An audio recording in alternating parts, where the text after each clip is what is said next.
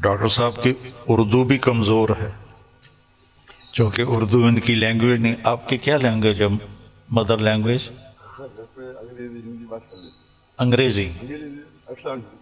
لیکن ویسے آپ بمبئی کے ہیں؟ جی ہاں ممبئی کے، تو ہندی بات کر لیتے. ہاں، تعلیم ہوئی انگریزی میں. تعلیم انگریزی میں ہوئی ہے نا، تو اردو کمزور ہے، عربی لہجہ کمزور ہے، لیکن قبولیت بہت اعلیٰ درجے کی ہے. تو نہ کالی کو دیکھے نہ گوری کو، پیا جس کو چاہے سہاگن وہی ہے. تو یہ وہ اللہ کی پسند ہے، نہ کالی کو دیکھے نہ گوری کو دیکھے، پیا جس کو چاہے سہاگن وہی ہے. تو یہ اللہ کا انتخاب ہے. اللہ تعالیٰ نے ان کو اس کام کے لیے چنا. ڈاکٹر ہیں اور ڈاکٹری کرتے، پیسہ کماتے، مر جاتے، کون جانتا. لیکن انہوں نے من ترک شیئا للہ عوضہ اللہ خیرا منہ، جو اللہ کی رضا کے لیے کسی چیز کو چھوڑتا ہے تو اللہ اس کو اس سے بہتر چیز عطا فرماتے. تو یہ ہم اپنی آنکھوں سے دیکھ رہے ہیں، اور اللہ تعالیٰ ان کی صحت، ان کی عافیت سلامت رکھے، تاکہ یہ اسی طرح اللہ کے دین کا کام کرتے رہیں اور دعوت اسلام دیتے رہیں. تبلیغ کا کام تو ہے تذکیر، نصیحت، کیونکہ ہم مسلمانوں میں کر رہے ہیں، ہم غیر مسلموں میں نہیں کرتے. ڈاکٹر صاحب کو اللہ نے توفیق دی کہ انہوں نے اہل باطل کو، اہل کفر کو اللہ کی طرف بلایا، اور کتنے لوگ ان کے کھاتے میں اسلام لائے. یہ تو قیامت کے دن نہیں پتہ چلے گا، اور ان کو تو پتہ بھی نہیں ہوگا، لیکن اللہ کے پاس تو ساری گنتی موجود ہے. اور لَأَن يَهْدِيَ اللَّهُ بِكَ رَجُلًا وَاحِدًا خَيْرٌ لَكَ مِنْ حُمْرِ النَّعَمِ یا خَيْرٌ لَكَ مِمَّا طَلَعَتْ عَلَيْهِ الشَّمْسُ. ایک آدمی کا تیرے ذریعے سے ہدایت پہ آ جانا، ہدایت تو اللہ دیتا ہے، نبی بھی نہیں دے سکتے. ایک آدمی کا تیرے ذریعے سے ہدایت پہ آ جانا پوری دنیا کے مل جانے سے بہتر ہے، پوری دنیا. تو بس یہ میں تھوڑا سا چاہتا تھا کہ جو کہ یہ میرے مہمان بنے ہیں، لیکن تھوڑے سے کلمات ڈاکٹر صاحب کے بھی ہم سننا چاہتے ہیں. الحمدللہ والصلاة والسلام علی رسول اللہ وعلی آلہ وصحبہ اجمعین. اما بعد، ومن احسن قولا ممن دعا الی اللہ وعمل صالحا وقال انی من المسلمین. رب اشرح لی صدری ویسر لی امری واحلل عقدۃ من لسانی یفقہوا قولی. میرے محترم مولانا طارق جمیل صاحب، میرے محترم مشائخ، میرے بزرگوں اور میرے بھائیوں، السلام علیکم ورحمۃ اللہ وبرکاتہ. جیسے کہ مولانا صاحب نے فرمایا کہ میری تعلیم انگریزی میں ہوئی ہے، تو ظاہر ہے کہ اس اردو تقریر میں غلطیاں ہوں گی، تو امید رکھتا ہوں کہ آپ اس غلطیوں کا نظر انداز کریں گے. الحمدللہ میں کئی سالوں سے پاکستان آنے کی تمنا رکھتا تھا، کئی سالوں سے، اور اللہ نے اسے اب پورا کیا. 11-12 دن پہلے میں پاکستان میں آیا الحمدللہ، اور آج میں لاہور شہر میں آیا. اور میری تمنا تھی کہ مولانا طارق جمیل صاحب سے ملوں. ملاقات پہلے ہو چکی تھی ان سے، مکہ میں ملاقات ہوئی تھی، لیکن اپنے شہر میں ملنے کا کچھ الگ لطف ہے. الحمدللہ آج مجھے بہت خوشی ہو رہی ہے.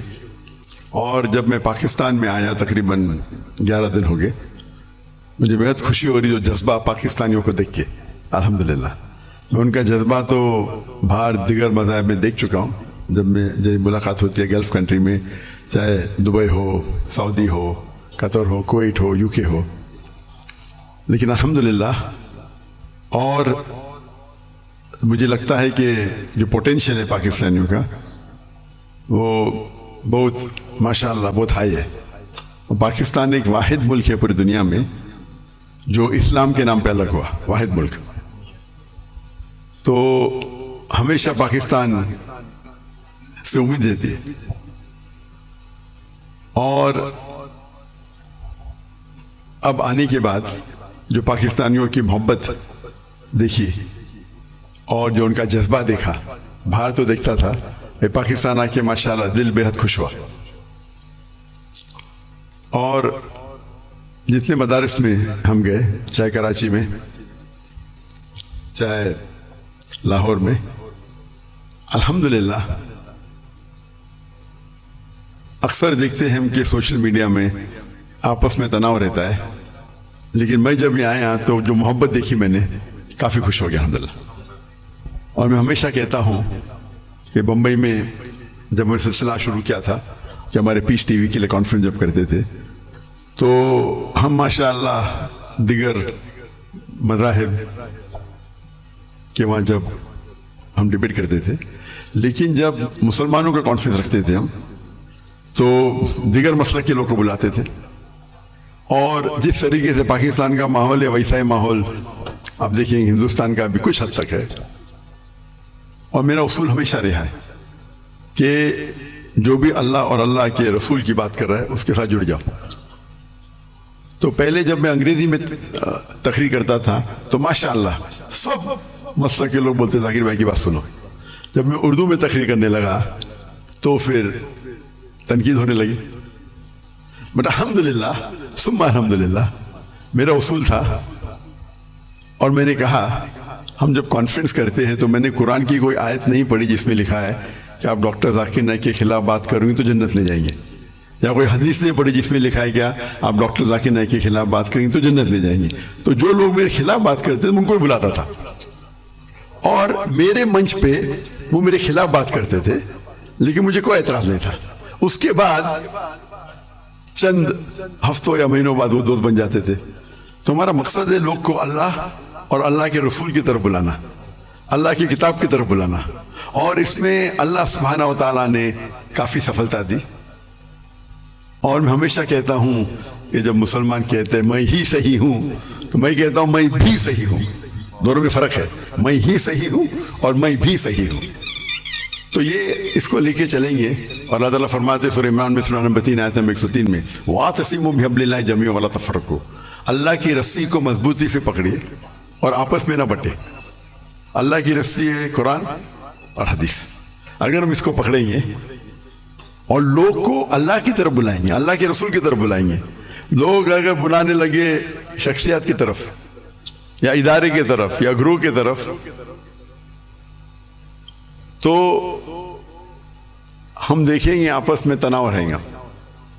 اور قرآن مجید میں کہا گیا ہے کہ فتنہ قتل سے خراب ہے. تو الحمدللہ اللہ سبحانہ و تعالیٰ نے، حالانکہ میری اردو کمزور ہے پھر بھی اللہ نے میری محبت ان کے دل میں ڈالی. یہ ھذا من فضل رب. اور آج جب پاکستان میں آیا اور دیکھا کہ ہندوستان سے کئی گنا زیادہ یہاں وہ محبت ہے الحمدللہ. جو مسلمان بھائیوں میں جو محبت ہے اور دل بے حد خوش ہوا. اگر امت ایک ہو جائیں گی، آج کی تاریخ میں مسلمان 25% سے زیادہ ہے، 2 بلین سے زیادہ ہے. اللہ کے رسول فرماتے ہیں حدیث میں کہ ایک وقت آئے گا جب لوگ مسلمان پہ ٹوٹ پڑیں گے. تو صحابہ پوچھتے کیا مسلمان کم ہوں گے؟ تو اللہ کے رسول نہیں، وہ بہت تعداد میں رہیں گے لیکن جھاگ کی طرح رہیں گے. فروت ہم دیکھتے آج مسلمان کی تعداد سب سے زیادہ ہے. پہلے کبھی 25% تھی نہیں، 2 بلین کبھی تھی نہیں. پھر بھی دیکھتے ہم مسلمان کے لوگ خلاف ہے، مسلمان کو بال کی طرح لات مار رہے، ان پہ تنقید کرتے، ان کو مرڈر کرتے، ان کا قتل کرتے اور منہ بھی نہیں کھول سکتے. آج کی حالات دیکھیے آپ، 57 مسلمان ممالک ہے اور وہ غزہ پہ حملہ کر رہے اور ہم کچھ نہیں کر سکتے. تو انشاءاللہ امید ہے کہ جو ایک ٹنل کے آخری میں روشنی دکھتی ہے تو قرآن مجید میں اللہ سبحانہ تعالیٰ فرماتے 3 جگہ، سورہ توبہ سورہ نمبر 9 آیت نمبر 33، سورہ فتح سورہ نمبر 48 آیت نمبر 28 اور سورہ صف سورہ نمبر 61 آیت نمبر 9 میں هو الذی ارسل رسولہ بالہدی ودین الحق لیظہرہ علی الدین کلہ. اللہ نے اپنے آخری پیغمبر محمد صلی اللہ علیہ وسلم کو بھیجا دین الحق کے ساتھ تاکہ وہ سارے دینوں پہ غالب ہوں گا. چاہے وہ ہندوازم ہو، چاہے کرسچینزم ہو، جوڈائزم ہو، سکھزم ہو، بدھزم ہو، ایتھیزم ہو، سیکولرزم ہو، دین کلے سارے مذاہب پہ غالب ہوں گا. اور اللہ تعالیٰ فرماتے دو جگہ پہ وَلَوْ كَرِهَ الْمُشْرِكُونَ، چاہے کتنا بھی مشرک نہ چاہے. اور یہ جگہ فرماتے وَكَفَىٰ بِاللَّهِ شَهِيدًا کہ اللہ شہادت کے لیے کافی ہے. تو مجھے لگتا ہے کہ یہ جو ابھی جو مسلمان کے لیے، اور جب میں ملتا ہوں کتنے ممالک کے صدر سے تو کہتا ہوں کہ وہ اہم کنٹری کم از کم مسلمان ممالک ایک ہو جائے تو انشاءاللہ کون ہمیں چھیڑیں گا نہیں. تو امید ہے کہ پاکستان سے وہ واحد ملک ہے جس کے پاس نیوکلیر ویپن ہے، واحد ملک ہے جو اسلام کے نام پہ بنا. تو انشاءاللہ امید ہے جس طریقے سے ڈاکٹر اسرار احمد صاحب کہتے ہیں کہ پاکستان انشاءاللہ پاکستان سے لوگ کو توقع ہے کہ وہ اس اعمال کو پورا کریں گے اور دنیا کے مسلمانوں کو انشاءاللہ لیڈ کریں گے. اس سے ختم کرتا ہوں. وآخر الدعوانا الحمد للہ رب العالمین.